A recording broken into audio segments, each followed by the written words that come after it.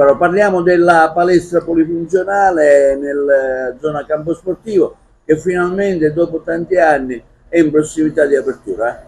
Sì, la palestra polidistrettuale di Via dei Normanni è una struttura, diciamo, un'incompiuta, una terra incompiuta che finalmente a breve vedrà la luce e per la città è un risultato meraviglioso, e soprattutto anche per l'associazione e per i nostri giovani agrigentini.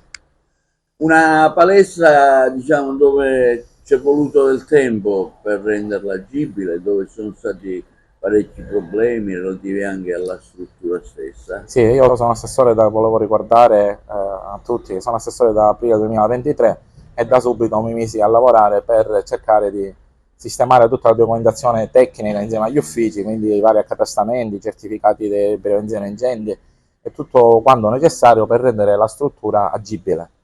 Ora c'è un bando che scadrà prossimamente, è stato pubblicato entro 30 giorni, si mostra un certo interesse alla struttura.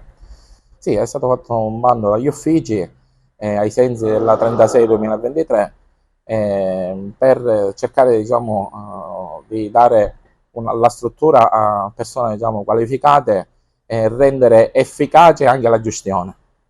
Molti si sono lamentati che forse c'è stato un canone eccessivo, siamo intorno ai 2000 euro al mese per una struttura. Il canone noi non ce lo inventiamo, e gli uffici soprattutto non lo prendono così a casaccio, è adeguato alle norme vigenti ed è previsto dalla 36-2023, quindi dalla concessione, appunto per certificare che la gestione sia qualificata e che non ci siano proroghe illegittime e che tutto venga fatto secondo normativa.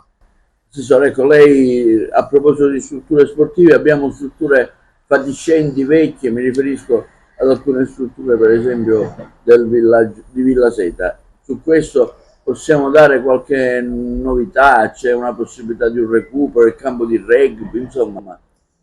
Guardi, io ce la sto mettendo tutta, ripeto, dal 2023, da aprile 2023 a oggi, abbiamo riaperto la piscina comunale che era chiusa da anni, aveva problemi atavici che abbiamo risolto, penso non chiuderà più perché abbiamo sistemato la caldaia e tutto l'impianto, grazie anche all'intervento del gestore, il signor Sodano. Abbiamo portato la luce allo stadio Seneto dopo circa 80 anni.